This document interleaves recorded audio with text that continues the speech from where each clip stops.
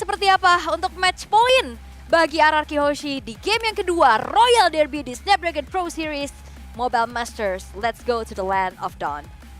Yes, terima kasih banyak Aul dan kita kembali ke dalam Land of Dawn Royal Derby yang kali ini dipimpin oleh RRQ Hoshi. 1 poin di atas dari Onyx dan mampukah mereka masih mendapatkan clean sweep-nya di game kedua ini. Alright, dan kita akan melihat kembali ya. Kairi yang menggunakan Hanzo sekarang berhadapan dengan Setsujin nih. Sebenarnya sama-sama ninja ya dua-duanya ya. Oke, tahan dulu, Rins. Wow, terlalu agresif tapi Keyboy sepertinya terpaksa men-trigger flicker untuk defensif dan itu terjadi bahkan sebelum detik 40 Om. Jadi kepakai ya sebenarnya untuk semua source-nya, tapi Ada Purify juga. Keyboy dengan pull yourself together ya. Karena kelihatan dari timernya bukan 120 second. Masih ada di angka 100-an tadi. Masih cukup oke. Untuk di early ya apalagi ya. Masih bisa kelihatan agresif lah. Tapi tergantung nanti masuknya bagaimana juga untuk Setsujin. Karena dia kan versusnya Kairi nih. Jangan sampai Kinjutsu yang kena nanti. Ya, tapi Hanekage. HDKG dia ya.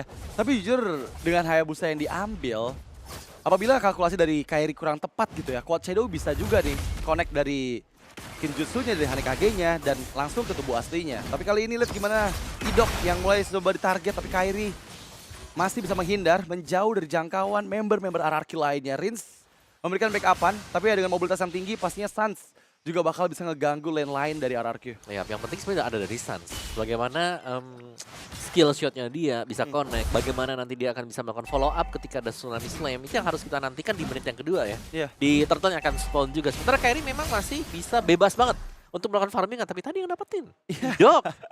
Scavenger Trap yang diambil oleh Idok membuat keuntungan pastinya. Dan ini mempercepat juga untuk level 4 ya, yang dipegang oleh Idok. Kita bakal lihat untuk di tengah, sepertinya pressure sudah mulai berasa ke arah range. Benar-benar ngebuat Sans harusnya bisa setup terlebih dahulu nih untuk di turtle pertama. Ya, dan bahkan Idoknya diberikan keleluasaan ya untuk mendapatkan level 4 terlebih dahulu. Lihat tuh, level 4. Iya. Karena tadi daerahnya udah langsung ke tengah juga untuk melakukan setup di turtle, tapi sayangnya turtle-nya dipegang dengan Ryota juga. Jadi Kairi akan menunggu karena seperti biasa nih, kalau kita menggunakan Hanzo agak susah untuk bisa pegang turtle-nya. Lebih ke yang mengambil turtle. Tapi mengirimkan Dairen kali ini belakang dan lihat Quad Shadow yang langsung masuk ke arah Sans masih dihindari dengan Purify. Tapi terkena Implosion dan sekali ini 2 member tertangkap First Blood di tangan dari Idok. Dan bahkan mereka belum puas karena kali ini Turtle di-secure dengan cukup aman. Setsujin masih mencoba untuk mencari target selanjutnya, Keyboy yang escape dengan Tsunami Slam. Ya, tapi lagi-lagi nih ya, perebutan turtle yang pertama di mana Onyx harus kalah juga. Dan ini bisa menjadi imbasnya adalah bagaimana RRQ Hoshi akan berusaha untuk langsung melakukan raid juga, mengambil objektif kecil milik Onyx yang ada di dalam jungle. Wah ini wait, ini Toy ada beberapa experience unggul dari Savero. Berarti satu katapult kemungkinan tadi sempat di hold, membuat Savero kehilangan kurang lebih 100 gold di sini Om. Bisa jadi sih, atau cuman ya minion kecil 2 ya. But let's see lah, kalau di bagian topnya juga masih sama-sama imbang. Cuman yang agak bahaya sebenarnya kalau kita bicara gold lane, Ya. ini katapultnya yang sudah memberikan gold tidak terlalu banyak Iya. dibandingkan dengan yang kemarin. Jadi siapa yang jauh lebih bagus untuk bisa farming, sebenarnya akan jauh lebih unggul untuk gold lanernya. Kali ini Toy udah mulai mengambil dua lane, memperjauh lagi gap antara Savero. Dan ya lihat gimana RRQ masih coba bermain cukup agresif dengan penguasaan map yang ada di bagian bawah. Dorongan di atas pun terlihat karena Savero dituju. Idok mempersiapkan second hammernya, tapi yap hanya untuk membantu fast clear saja. Alright, ini sama-sama tim Purify ya banyak ya. Sans Purif, Savero juga Purif. Dan yang di sebelah juga harus dia punya Purify. Karena ya Tsunami Slam yang memang wajib untuk bisa dihindari Kairi. Wah, ini timing dari Kairi tepat banget sih. Dan Retributions yang lebih on point dipegang oleh Setsujin sepertinya. Belum berhasil dicuri, padahal timingnya tepat ya dari Nyaris Kairi ya. tadi. Masuknya pas banget. Tuh, mengirimkan diversions, Kairi yang dituju. Dan untungnya Quad Shadow belum connect, tapi Rins tertinggal di dalam area Fat Right Strike. Mencoba untuk meng-cancelnya, tapi Rins diberikan cover dengan Idok yang muncul. Langsung memukul mundur Keyboy. Oke, masih bisa kabur tadi dan nyaris sebenarnya untuk Kairi ya. Namun masih bisa kabur juga tadi dengan Dark Mist yang dilakukan. Purple up, Turtle juga akan up sebentar lagi. Secara ini lebih imbang nih. Game pertama mungkin jauh, tapi di game kedua sekarang keduanya berimbang. Di goldnya juga sama-sama level 6 meskipun tertinggal untuk Savero-nya. Di goldnya juga masih di EXP-nya Ryota masih cukup bisa menahan lah Ya. Dairen-nya. Dan bahkan startnya sudah diberikan level, bukan ke Ryotanya. Yang Nah. lebih menjadi roamer. Oh, tapi kali ini ada Tsunami Slam yang langsung difokuskan dengan Feather Strike. Tapi Idok menahan semua damage-nya. Dairon tertinggal di bagian belakang, Ryota pun masuk. Sutsujin memantau sedikit demi sedikit di mana lini belakang dari Onyx ID. Dan mereka melakukan diversion, berpindah tempat, repositioning. Kiboy yang dituju, dan Kiboy sepertinya bisa untuk dipanis. Masih terlalu tanky sepertinya dan malah membuat Dairon ke lini belakang dari Kairi dan Kairi berhasil mengeksekusinya. Rins di sisi lain juga gak bisa diselamatkan. Tidal Strike yang sangat menyakitkan membuat dua member dari Anarchy OC menghilang. Tapi Sutsujin belum cukup puas. Ada implosion yang dibuka dan kali ini Retribution yang lebih on point di tangan dari Sutsujin. Meskipun Idok menghilang dan Sutsujin pun gak bisa selamat. 4 player down dari Anarchy. Yap, dan bukan hanya player yang down ya. Turtle memang bisa dapatkan dengan Arky Hoshi, tapi purple buff-nya diambil sekarang. Akan lebih menghambat untuk Sutsujin. Sedangkan dari Onyx-nya mereka sudah mulai bisa untuk melakukan teamfight tarik ulur ya. Mereka bisa sustain selama itu. Itu karena ada efek heal juga nih diberikan Kalea tadi. Ya itu yang ngebuat sustain banget ya. Yap, dari Ryota yang ngebawa Revitalize. Betul. Dan juga heal yang diciptakan dari Kalea. Dari Kiboy. Iya itu yang dari tadi ngebuat siapapun member dari Onyx yang kena poke dari RRQ bisa nge-regen HP-nya kembali. Dan kali ini menjadi keuntungan untuk Onyx meskipun lagi-lagi masih perfect objektif untuk RRQ Hoshi. Dan mereka masih belum ada gangguan juga ke arah Xavero. Berbeda dengan game sebelumnya yang Xavero itu jadi target utama ya oleh teman-teman dari RRQ Hoshi. Yap. Dan memang sih kalau sekarang itu lebih ke EXP ya. Hmm. Tapi EXP pun sudah mulai berubah fungsi juga gitu loh. Kayak masuk ke menit yang kelima, EXP akan jadi second tank atau second roamer. Dimana lebih ngebadarin saja yang lain. Kiboy bersama dengan Xavero hanya bisa melihat bagaimana tarotnya akan diambil oleh Toy atau dengan katapult. Ya situ dia. Arky Hoshi berhasil untuk mendapatkan outer top turret milik dari Onyx. Tapi goldnya masih dipegangkan Onyx ya. Jadi masih sangat seru banget. Apalagi di bagian bawah nih. Masih dipanjangin lainnya dengan Sutsujin. Jadi masih ada 30 detik sebelum Turtle akan kembali spawn. Belum ada gebrakan lagi yang dilakukan oleh kedua tim ini. Iya tapi Anarchy kehilangan mid outer turret om. Di waktu mereka memberikan pressure di atas. Jadi setengahnya sama-sama juga Onyx mendapatkan keuntungan yang sekarang malah bisa dibilang jauh lebih untung. Karena dua buff dari Sutsujin sudah mulai terekspos dan harus hati-hati banget sih nantinya. Ya, tapi sebenarnya tugas dari RRQ juga adalah mendapatkan objektif ya. Iya. Mereka punya Loyi, mereka bisa maksimalin Tsunami Slam. Wow, kali ini combo wombo karena Dairon dan di-all-in begitu saja. Feather Strike masih gagal. First crack yang dibuka, tapi Soul Snatch yang sangat menyakitkan dari Kairi. Men-take down Dairon untuk kedua kalinya kali ini. Alright, diversion ke purple buff di... Sudah terekspos tapi Implosion Flicker! Kairi down! Dan itu dia yang menjadi target utama dari Anarchy Hoshi. Ryota membuka Glorious Pathway, menutup jalan pulang dari Anarchy Hoshi. Di waktu yang bersamaan Sutsujin pun berhasil mendapatkan turtle yang ketiga. Dua perfect turtle untuk Anarchy Hoshi. Sebuah diversion yang sangat manis tadi. Yang berhasil diciptakan oleh Arky Hoshi. Itu miss timing. Meskipun Kairi tahu. Iya. Mungkin ada orang di sana. Tapi yang tidak disangka adalah Idok yang tiba-tiba flicker. Iya. Dan bahkan dia di dalam turret tadi. Dan wow itu benar-benar langsung hilang di tempat dengan semua kombinasi yang dilakukan. Ya udah gak bisa sih 4 lawan 1 ya. Iya, kondisinya juga backup-nya nggak ada ya. Karena tadi makro dari player Onyx mungkin nggak mengarah ke arah purple buff-nya. Yap. Dan mereka tahu sih, Arky Hoshi tadi tahu kayak pasti sembunyi dekat dengan sana. Karena ada turtle yang spawn kan di area top juga. Purple buff masih ada sekarang. Masih ada Dark Mist sebenarnya kalau mau memperbanyak stack dan tinggal diambil. Itu dia. Lagi-lagi diversion. Didugakah sekarang posisi dari RRQ? Seharusnya nggak bakal diduga karena Kiboy ceknya, tapi bukan tempat yang benar gitu loh. Justru Kiboy itu sadar kayaknya bakal ada di situ, makanya dia memutari ke arah orange buff ya di bagian bawah. Dan kali ini kita lihat Xavero benar-benar free banget om. Ini kondisi yang cukup kurang baik kah untuk RRQ dengan free-nya Xavero? Nah, sebenarnya iya dan enggak sih. Karena mereka juga butuh mungkin semuanya ya buat bisa melakukan team fight-nya. Tapi ya Xavero adalah investasi utama untuk Onyx nanti bermain di late game. Ya. Dan terlihat memang masih dengan tempo permainan yang sangat-sangat rendah. Kedua tim gak mau adanya momen-momen mistakes yang mereka lakukan dengan terlalu overcommit. So ini masih bermain aman secara berkumpul. 4 player yang ada dari RRQ ada di bagian bawah.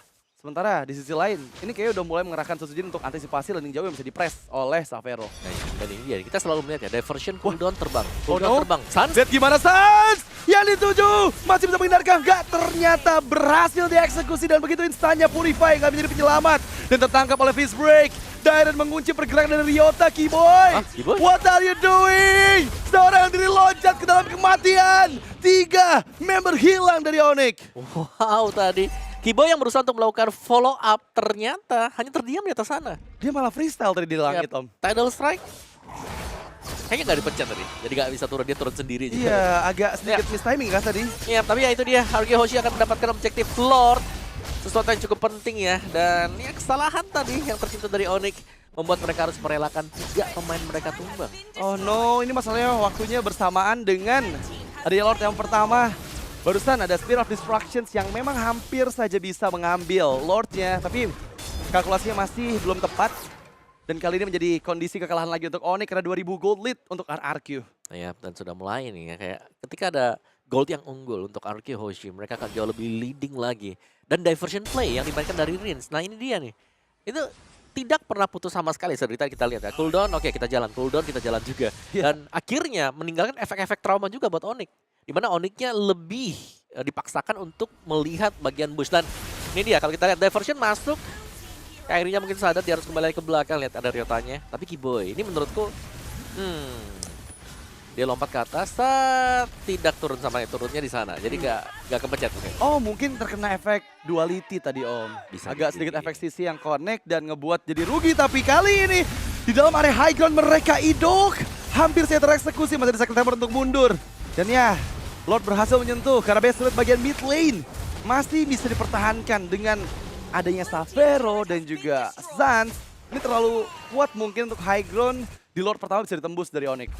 Ya, karena Idok juga harus mundur ke belakang, berarti kita harusnya melihat Onyx yang bisa melakukan defense. Tapi ya lambat laun ya, Onyx mereka bisa menstabilkan kalau Savero-nya jadi. Level 15 Savero atau Savero dengan full item Tech Speed Trinity dulu. Baru nanti mereka akan punya chance. Atau Sans yang punya 3 item juga. Holy Crystal, terus juga Divine Glaive. Ya, Damage Magic.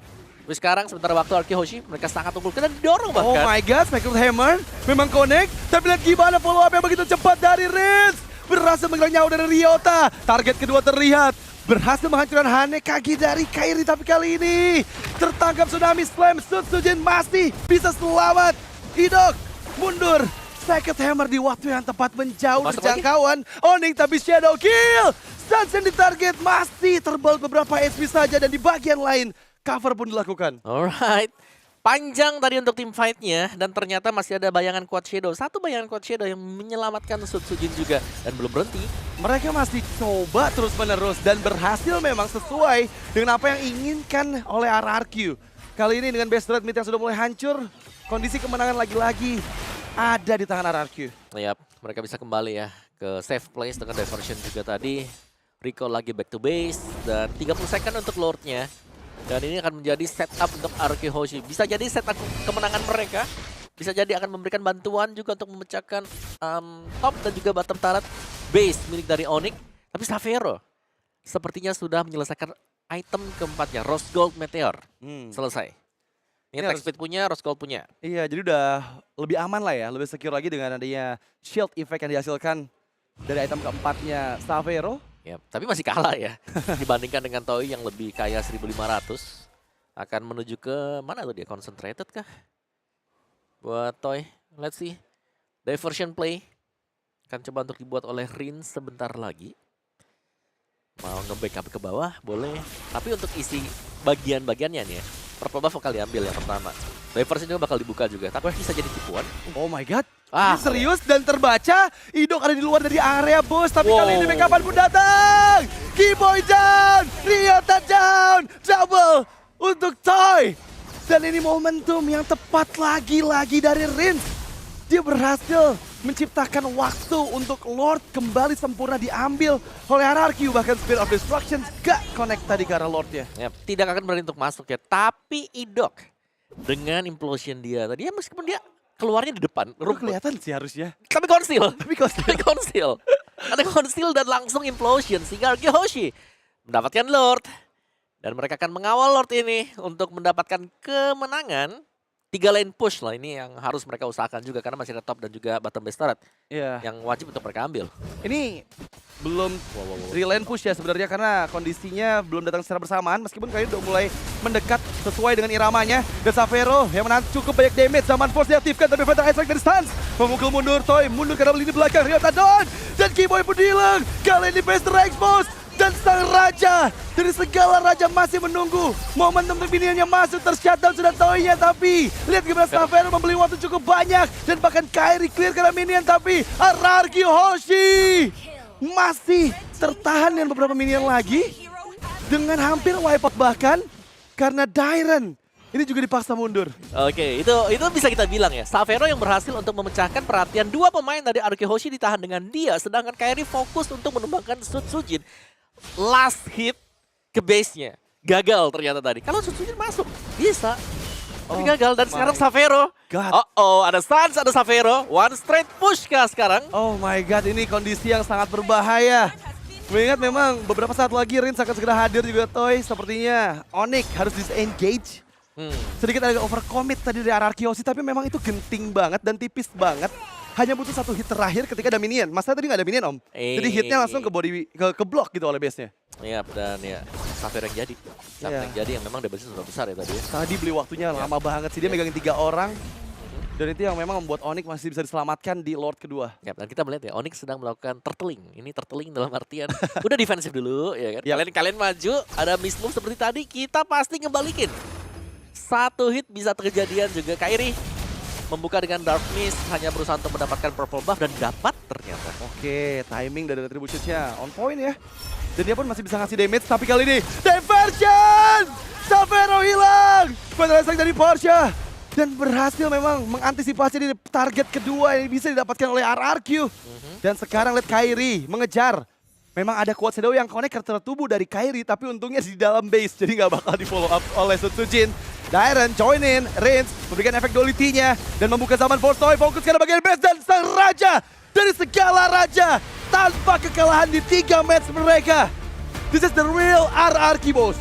Oke. Dan mereka berhasil untuk mendapatkan kemenangan yang sangat sempurna tadi.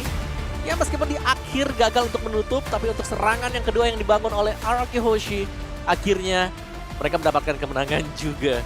Nyaris ya, tapi Rins diversion play secara